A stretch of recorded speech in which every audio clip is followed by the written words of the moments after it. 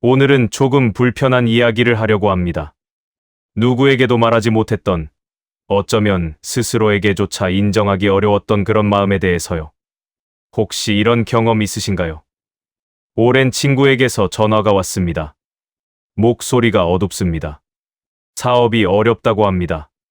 큰 돈을 잃었다고 합니다. 아이고, 어떡해. 정말 힘들겠다. 위로의 말을 건넵니다. 진심입니다. 그런데 전화를 끊고 나서 이상한 감정이 스며듭니다. 왜인지 모르게. 마음 한구석이 편해집니다. 그 순간 스스로가 너무 싫어집니다. 내가 이런 사람이었나? 친구가 힘들다는데 왜 나는 이런 마음이 드는 거지? 나는 정말 못된 인간인가? 이런 생각해 보신 적 있으시죠? 오늘 저는 그 마음에 대해 말씀드리려고 합니다. 결론부터 말씀드릴게요. 당신은 나쁜 사람이 아닙니다. 그리고 그 마음은 60년 넘게 이 험한 세상을 버텨온 당신 마음의 자연스러운 반응입니다. 말할 수 없었던 그 마음 마이너스 2. 우리는 살면서 수많은 소식을 듣습니다. 동창회에서 만난 친구가 말합니다. 김 아무개 있잖아. 걔 사업 망했대. 박 아무개 아들 대기업 들어갔다가 잘렸대. 이 아무개 남편 암이래. 이런 소식을 들을 때 우리 마음은 단순하지 않습니다. 표면에는 안타까움이 있습니다. 걱정이 있습니다. 진심으로 그 사람이 걱정됩니다. 그런데 그 아래 아주 깊은 곳에서 이상한 감정이 올라옵니다. 그래도 나는 아직 괜찮구나. 우리 집은 그 정도는 아니구나. 나만 힘든 게 아니었구나. 이 감정은 의식하기도 전에 스쳐 지나갑니다. 0.1초도 안 되는 순간입니다. 하지만 그 짧은 순간에도 우리는 알아챕니다. 그리고 바로 죄책감이 따라옵니다. 내가 왜 이러지? 친구가 힘들다는데 나는 왜 이런 생각을 하지? 나는 정말 나쁜 사람인가? 여러분, 이 감정에 대해 지금까지 누군가에게 말씀하신 적 있으시죠? 아마 없으실 겁니다. 말할 수 없으니까요. 창피하니까요. 나쁜 사람처럼 보일까 봐요. 그래서 우리는 이 마음을 꾹꾹 눌러 담습니다. 없는 척합니다. 못 본 척합니다. 하지만 그 마음은 사라지지 않습니다. 가끔씩 불쑥불쑥 올라와서 우리를 괴롭힙니다. 나는 왜 이런 사람일까? 오늘 저는 이 마음에 대해 솔직하게 이야기하려고 합니다. 그리고 이 마음이 왜 생기는지, 왜 우리가 이런 마음을 가지게 되는지 그 깊은 이유를 함께 살펴보려고 합니다. 200년 전 독일의 철학자 쇼펜하우어는 인간의 본성에 대해 누구보다 솔직하게 말했습니다. 그는 인간을 미화하지 않았습니다. 인간을 있는 그대로 바라보았습니다. 그리고 그가 발견한 인간의 모습은 우리가 평소에 인정하기 싫어하는 모습이었습니다. 하지만 바로 그렇기 때문에 그의 말은 우리에게 깊은 위로가 됩니다. 왜냐하면 그는 이렇게 말했기 때문입니다. 그것이 인간이다. 그리고 그것은 당신만의 문제가 아니다. 쇼펜하우어가 본 인간 마이너스 쇼펜하우어. 이름이 좀 어렵죠. 아르투어 쇼펜하우어. 1788년에 태어나 1860년에 세상을 떠난 독일의 철학자입니다. 그는 평생 인간의 본성에 대해 연구했습니다. 그리고 그가 내린 결론은 이것이었습니다. 인간은 고통받는 존재다. 여러분, 이 말이 어떻게 들리시나요? 처음 들으면 너무 비관적으로 들릴 수 있습니다. 세상에, 무슨 철학자가 이런 우울한 소리를 해? 그렇게 생각하실 수도 있습니다. 하지만 잠깐만요. 60년 넘게 사신 여러분, 솔직히 생각해 보세요. 살면서 고통 없이 산 날이 며칠이나 되셨나요? 몸이 아프거나, 마음이 아프거나, 돈 걱정이 있거나, 자식 걱정이 있거나, 배우자와 갈등이 있거나, 부모님 간병이 힘들었거나, 단 하루도 걱정 없이 평화롭게 산 날이 있으셨나요? 아마 거의 없으실 겁니다. 쇼펜하우어는 바로 이 점을 정확히 짚었습니다. 인간은 태어나는 순간부터 고통 속에 있다고요. 배고픔, 추위, 외로움, 불안, 두려움, 이런 것들이 우리를 끊임없이 괴롭힙니다. 그리고 여기서 중요한 점이 있습니다. 슈로펜하우어는 이렇게 말했습니다. 고통은 직접적이고 행복은 간접적이다. 무슨 말일까요? 우리가 고통을 느낄 때 그것은 바로 느껴집니다. 직접적으로 경험됩니다. 이가 아프면 바로 압니다. 아, 아프다. 그런데 행복은 어떤가요? 행복은 고통이 없을 때 느껴집니다. 이가 아프다가 안 아프게 되면 그때서야 편하다고 느낍니다. 다시 말해, 행복이란 고통이 사라졌을 때 느끼는 것입니다. 그래서 쇼펜하우어는 이렇게 말했습니다. 우리는 행복을 직접 느끼지 못한다. 고통이 사라졌을 때 비로소 행복을 느낀다. 여러분, 이 말을 잘 기억해 주세요. 이것이 오늘 우리가 이야기할 그 마음의 핵심이니까요. 우리가 남의 불행을 듣고 마음이 편해지는 것. 그것은 바로 이 원리 때문입니다. 남의 고통을 통해 우리는 우리의 고통이 상대적으로 덜하다는 것을 느낍니다. 그리고 그 순간 우리의 고통이 잠시 줄어드는 것 같은 착각이 듭니다. 바로 그때 우리는 잠깐의 편안함을 느끼는 것입니다. 이것은 우리가 나쁜 사람이어서가 아닙니다. 이것은 인간이라는 존재의 구조적인 특성입니다. 쇼펜하우어는 인간의 또 다른 본성에 대해서도 이야기했습니다. 인간은 끊임없이 자신을 다른 사람과 비교한다. 여러분, 생각해 보세요. 우리는 왜 비교를 할까요? 그것은 우리가 스스로를 알 수 없기 때문입니다. 나는 누구인가? 나는 잘 살고 있는 것인가? 나는 괜찮은 사람인가? 이런 질문에 대한 답을 우리는 스스로 알 수 없습니다. 그래서 우리는 다른 사람을 봅니다. 다른 사람과 비교해서 내가 어디쯤에 있는지를 가늠합니다. 저 사람보다는 내가 낫네. 저 사람보다는 내가 못하네. 이렇게 해서 우리는 자신의 위치를 확인합니다. 이것은 나쁜 것이 아닙니다. 이것은 인간의 본능입니다.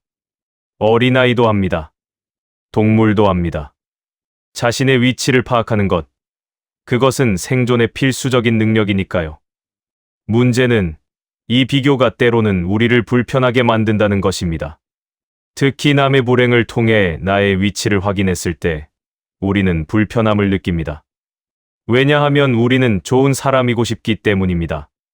좋은 사람은 남의 불행을 듣고 슬퍼해야 합니다. 좋은 사람은 남의 고통에 공감해야 합니다. 그런데 나는 남의 불행을 듣고 편안함을 느꼈습니다. 그래서 우리는 자책합니다. 나는 좋은 사람이 아닌가 봐. 하지만 잠깐만요. 슈로펜하우어는 이렇게 말했습니다. 인간은 이기적인 존재다. 그리고 그것은 비난받을 일이 아니다. 그는 인간의 이기심을 도덕적으로 판단하지 않았습니다. 그것은 그냥 인간의 본성이라고 보았습니다. 물이 아래로 흐르는 것을 비난할 수 없듯이 인간이 이기적인 것도 비난할 수 없다고요. 중요한 것은 이것을 인정하는 것입니다. 그리고 이것을 인정한 위에서 어떻게 살아갈 것인지를 생각하는 것입니다. 오늘 우리가 하려는 것이 바로 그것입니다. 먼저 인정합시다. 우리는 남의 불행을 듣고 편안함을 느낄 수 있습니다. 그것은 인간이기 때문입니다. 그리고 그것은 우리가 나쁜 사람이어서가 아닙니다. 지인의 소식을 들었을 때 마이너스. 이제 조금 더 구체적인 이야기를 해봅시다. 우리가 어떤 소식을 들었을 때 이런 복합적인 감정을 느끼게 되는지 함께 살펴보겠습니다. 첫 번째, 지인의 사업 실패 소식을 들었을 때입니다. 여러분의 동창 중에 잘 나가던 친구가 있었을 겁니다. 사업을 크게 했습니다. 돈도 많이 벌었습니다. 좋은 차를 몰고 좋은 집에 살았습니다. 동창회에 나오면 늘 중심이었습니다. 모두가 그 친구 이야기를 들으려고 귀를 기울였습니다. 솔직히 조금 부러웠습니다. 나도 저렇게 살았으면. 그런 생각이 들 때도 있었습니다. 그런데 어느 날 그 친구의 사업이 망했다는 소식을 듣습니다. 야, 김아무개 알지? 걔 사업 완전히 망했대. 집도 팔았대. 이 소식을 들었을 때 여러분의 마음은 어떠셨나요? 먼저 안타까움이 올라옵니다. 아이고, 어떻게 그렇게 열심히 했는데. 진심으로 걱정이 됩니다. 그 친구가 얼마나 힘들까 생각하면 마음이 아픕니다. 그런데 그 아래에서 또 다른 감정이 올라옵니다. 그래도 나는 그 정도는 아니구나. 나는 안정적으로 살았으니까. 무리하게 사업 안 한 게 잘한 거였어. 이런 생각이 스쳐 지나갑니다. 그리고 이 생각이 지나간 후에 죄책감이 밀려옵니다. 내가 왜 이런 생각을 하지? 친구가 힘들다는데. 여러분, 이것은 아주 복합적인 감정입니다. 안타까움과 안도감, 걱정과 비교, 공감과 자기 확인. 이 모든 것이 동시에 일어납니다. 그리고 이것은 전혀 이상한 일이 아닙니다. 슈로펜하우어는 이렇게 말했습니다. 인간의 마음은 단순하지 않다. 하나의 감정만 느끼는 경우는 거의 없다. 우리는 한 사람에 대해 사랑과 미움을 동시에 느낄 수 있습니다. 한 사건에 대해 슬픔과 안도를 동시에 느낄 수 있습니다. 이것이 인간입니다. 복잡하고 모순적이고 때로는 자기 자신도 이해할 수 없는 존재. 그것이 바로 우리 인간입니다. 두 번째, 지인의 건강 문제를 들었을 때입니다. 이 아무개 남편, 큰 병원 가서 검사받았는데 암이래. 이 소식을 들었을 때 우리는 어떤 마음이 들까요? 먼저 충격입니다.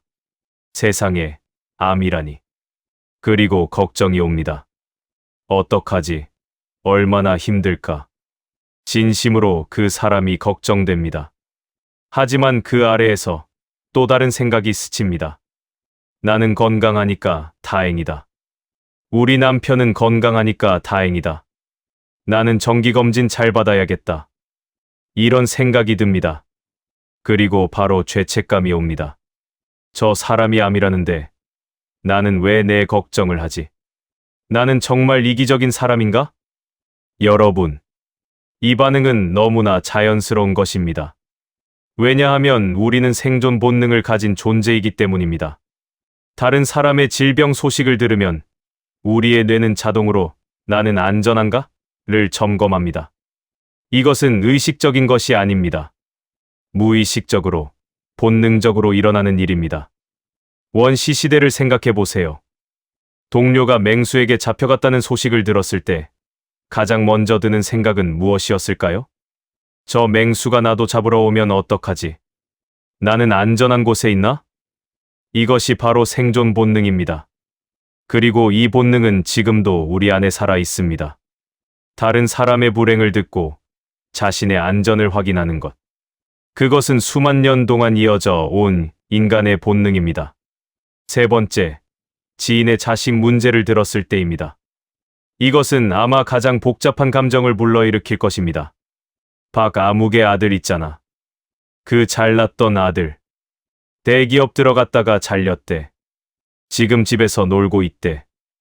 이 소식을 들었을 때 여러분은 어떤 마음이 드셨나요? 먼저 안타까움이 듭니다. 아이고, 그 아들 참 똑똑했는데 요즘 경제가 어려우니까 진심으로 걱정이 됩니다. 하지만 그 아래에서 또 다른 감정이 올라옵니다. 우리 자식에 대한 생각이 듭니다. 우리 자식도 걱정이 되면 우리 애도 저렇게 되면 어떡하지라는 불안이 올라옵니다. 하지만 만약 우리 자식이 그 사람 자식보다 좀 더 안정적인 상황이라면 그래도 우리 애는 그 정도는 아니구나.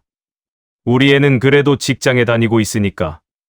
이런 생각이 스칩니다. 그리고 이 생각이 지나간 후에 복잡한 감정이 밀려옵니다. 내가 왜 이런 비교를 하지? 남의 자식 일인데. 특히 자식 문제는 더 복잡합니다. 왜냐하면 우리 세대에게 자식은 곧 자신이기 때문입니다. 자식이 잘 되면 내가 잘 된 것 같고, 자식이 못 되면 내가 못 된 것 같습니다. 그래서 다른 사람 자식의 실패 소식을 들으면 우리는 무의식적으로 우리 자식과 비교하게 됩니다. 그리고 그 비교에서 우리 자식이 조금이라도 나아 보이면 안도감을 느끼게 됩니다. 이것은 부끄러운 일이 아닙니다. 이것은 자식을 향한 깊은 사랑에서 오는 것입니다. 우리는 자식이 잘 되기를 바랍니다. 자식이 고통받지 않기를 바랍니다. 그래서 다른 사람 자식의 고통을 들었을 때 우리 자식은 저 고통을 겪지 않아서 다행이다라는 마음이 드는 것입니다. 이것은 이기심이 아닙니다. 이것은 사랑입니다. 다만 그 사랑이 복잡한 형태로 표현되었을 뿐입니다. 60대가 이 감정을 더 강하게 느끼는 이유. 여러분, 이제 조금 더 깊은 이야기를 해봅시다. 왜 특히 60대인 우리가 이런 감정을 더 강하게 느끼는 걸까요? 첫 번째 이유. 우리는 오랫동안 비교 속에서 살아왔기 때문입니다. 우리 세대를 생각해 보세요. 1960년대, 70년대에 태어나서 80년대, 90년대를 거쳐 지금까지 살아왔습니다. 그 시간 동안 우리는 끊임없이 비교당했습니다. 학교에서는 성적으로 비교당했습니다. 너는 왜 1등을 못하니? 옆집 아이는 서울대 갔는데 너는 뭐 하는 거니? 직장에서는 실적으로 비교당했습니다. 김 대리는 벌써 승진했는데 너는 왜 아직이야? 박 과장은 실적이 좋던데 자네는 뭐 하고 있나? 결혼하고 나서는 배우자끼리, 자식끼리 비교당했습니다. 누구 남편은 무슨 회사 다니던데, 누구 아들은 의대 갔던데. 60년 넘게 우리는 이 비교 속에서 살아왔습니다. 비교는 우리의 삶에 깊이 스며들었습니다. 비교하지 않으려 해도 자동으로 비교하게 됩니다. 이것은 우리 잘못이 아닙니다. 60년 동안 훈련된 것이니까요. 두 번째 이유. 60대는 인생의 결산 시기이기 때문입니다. 20대, 30대, 40대에는 아직 기회가 있습니다. 아직 젊으니까 다시 시작할 수 있어. 아직 시간이 있으니까 뒤집을 수 있어. 이런 희망이 있습니다. 하지만 60대가 되면 이 희망이 조금씩 사라집니다. 이제는 새로운 사업을 시작하기 어렵습니다. 이제는 새로운 커리어를 쌓기 어렵습니다. 지금까지 살아온 대로 앞으로도 살아가게 될 것입니다. 이것이 60대의 현실입니다. 그래서 우리는 지금까지 살아온 삶을 돌아보게 됩니다. 나는 잘 살았나? 나는 괜찮은 삶을 살았나? 나는 성공한 것인가? 실패한 것인가? 이런 질문들이 밀려옵니다. 그리고 이 질문에 대한 답을 찾기 위해 우리는 다시 비교를 합니다. 주변 사람들과 비교해서 내가 어디쯤에 있는지를 확인합니다.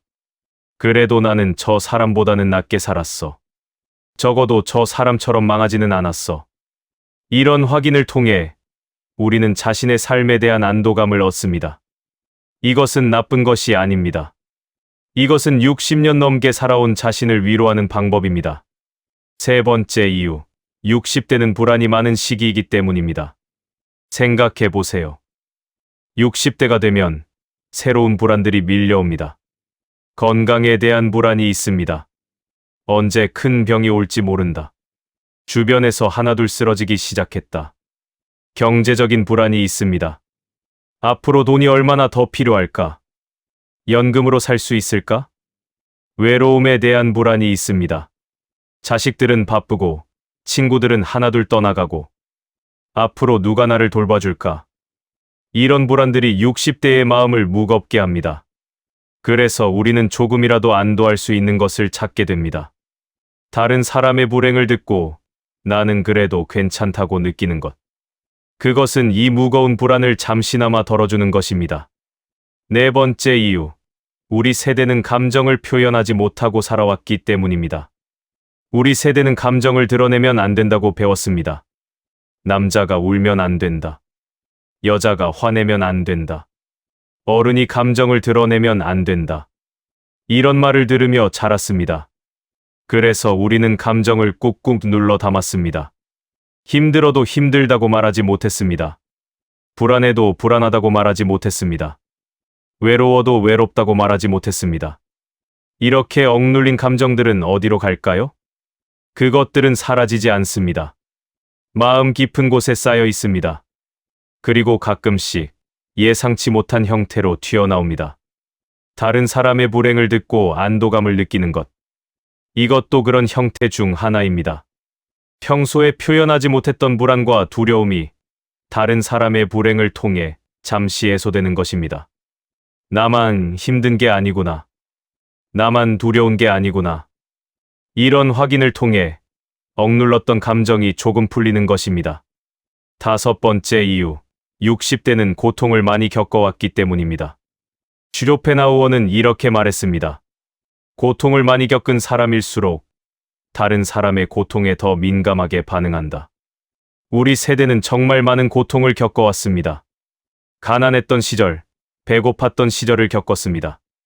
IMF 외환위기를 겪었습니다. 글로벌 금융위기를 겪었습니다. 자식 키우느라 고생했습니다.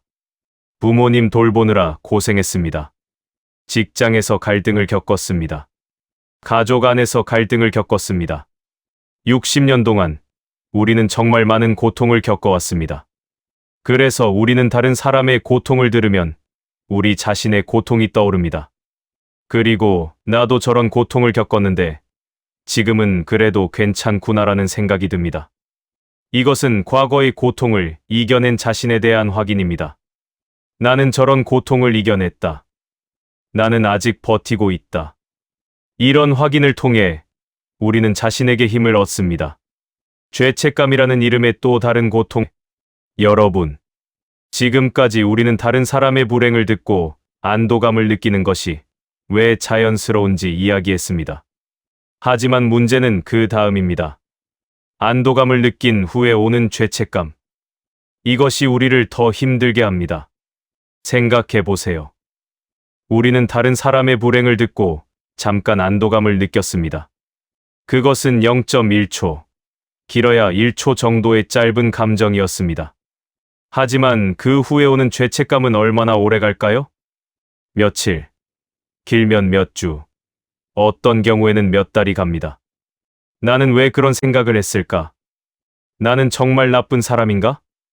나는 이런 마음을 가진 자격이 없는 사람인가? 이런 생각들이 우리를 계속 괴롭힙니다.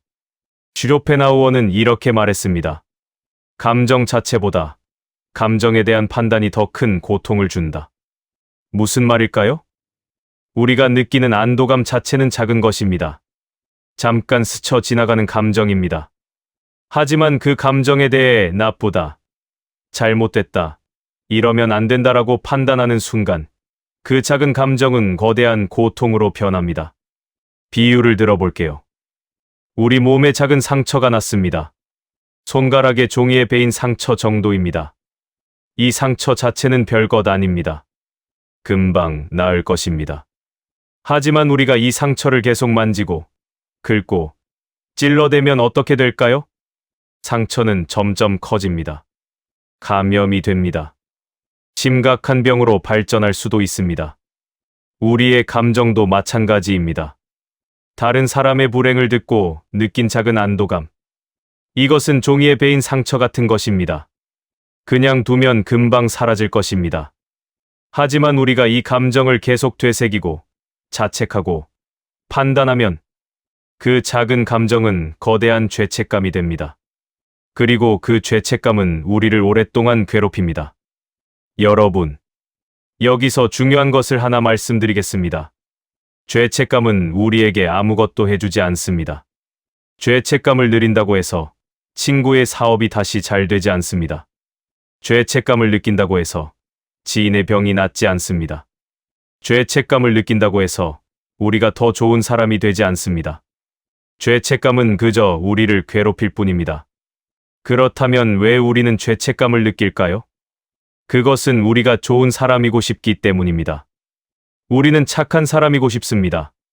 다른 사람을 진심으로 걱정하는 사람이고 싶습니다. 다른 사람의 불행에 순수하게 슬퍼하는 사람이고 싶습니다. 그런데 우리 안에서 안도감이라는 불순한 감정이 올라왔습니다. 그래서 우리는 스스로를 책망합니다. 나는 좋은 사람이 아니었어.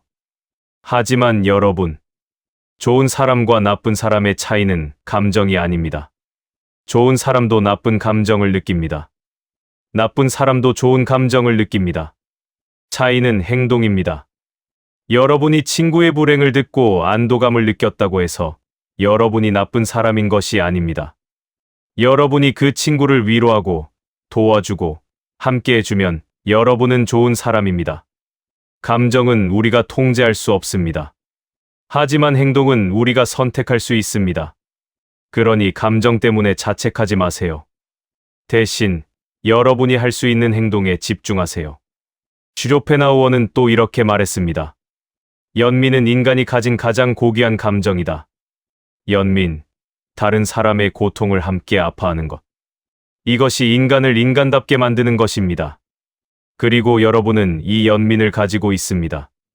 어떻게 아느냐고요? 여러분이 안도감을 느낀 후에 죄책감을 느꼈다는 것 자체가 증거입니다. 정말로 냉정하고 이기적인 사람이라면 죄책감을 느끼지 않았을 것입니다. 남이야 어떻게 되든 나만 괜찮으면 됐지. 이렇게 생각하고 끝났을 것입니다. 하지만 여러분은 죄책감을 느꼈습니다. 내가 왜 이런 마음이 들었을까? 그 사람이 힘든데 나는 왜? 이렇게 고민했습니다. 이것이 바로 여러분이 좋은 사람이라는 증거입니다. 여러분은 다른 사람을 걱정합니다. 여러분은 다른 사람의 고통에 마음 아파합니다. 다만 동시에 인간으로서의 본능도 가지고 있는 것뿐입니다. 이 두 가지는 공존할 수 있습니다. 연민과 안도감은 공존할 수 있습니다. 우리는 다른 사람을 걱정하면서도 동시에 나는 괜찮다는 안도감을 느낄 수 있습니다. 이것은 모순이 아닙니다. 이것이 바로 복잡한 인간의 마음입니다. 그 마음을 어떻게 대할 것인가 -3. 여러분, 지금까지 우리는 왜 이런 마음이 드는지, 그리고 왜 죄책감을 느끼지 않아도 되는지 이야기했습니다. 이제 마지막으로 이 마음을 어떻게 대하면 좋을지 이야기해 보겠습니다. 첫 번째, 그 마음을 인정하세요. 아, 나 지금 안도감을 느꼈구나. 이렇게 인정하세요. 부정하지 마세요. 없는 척하지 마세요. 덮어두지 마세요. 그냥 있는 그대로 인정하세요. 그 감정이 올라왔다는 것을 알아차리세요. 그리고 그냥 지나가게 두세요. 감정은 구름과 같습니다. 하늘의 구름이 지나간다고 해서 하늘이 구름이 되는 것은 아닙니다. 마음의 안도감이 지나간다고 해서 우리가 나쁜 사람이 되는 것은 아닙니다. 그냥 구름이 지나가듯이 그 감정이 지나가게 두세요. 두 번째, 자신에게 말해주세요. 그럴 수 있어. 나도 인간이니까. 이건 자연스러운 거야. 자신에게 이렇게 말해주세요. 우리는 다른 사람에게는 관대하면서 자신에게는 가혹합니다. 친구가 같은 고민을 털어놓으면 뭐라고 할까요? 야, 그럴 수 있지. 누구나 그런 마음 들어. 이렇게 말해줄 겁니다. 그런데 왜 자신에게는 그렇게 말해주지 않나요? 오늘부터 자신에게도 그렇게 말해주세요. 그럴 수 있어. 나도 인간이니까. 세 번째, 그 마음의 깊은 곳을 들여다보세요. 다른 사람의 불행을 듣고 안도감을 느꼈다는 것. 그것은 우리가 평소에 얼마나 불안했는지를 보여줍니다. 나는 괜찮은가? 내 삶은 괜찮은가? 나는 실패하지 않았는가? 이런 불안이 평소에 마음 깊은 곳에 있었던 것입니다. 그래서 다른 사람의 불행을 통해 잠시나마 나는 괜찮다는 확인을 받고 싶었던 것입니다. 그러니 자신을 탓하지 마세요. 대신 자신에게 물어보세요. 내가 평소에 얼마나 불안했구나. 내가 평소에 얼마나 확인하고 싶었구나. 내가 평소에 얼마나 힘들었구나. 이렇게 자신의 마음을 들여다보세요. 그리고 그 불안하고 힘들었던 자신을 위로해 주세요. 네 번째, 할 수 있는 행동을 하세요. 감정은 통제할 수 없지만 행동은 선택할 수 있습니다. 친구의 불행을 듣고 안도감을 느꼈다면 그 친구에게 연락해 보세요. 힘들지? 밥이나 같이 먹자. 필요한 거 있으면 말해. 이렇게 말해주세요. 그 순간 여러분의 안도감은 연민으로 바뀝니다. 여러분은 그 친구를 위로하는 좋은 친구가 됩니다. 그리고 여러분 자신도 위로받습니다. 나는 나쁜 사람이 아니구나. 나는 친구를 위하는 사람이구나. 이런 확인을 통해 여러분의 죄책감은 사라집니다.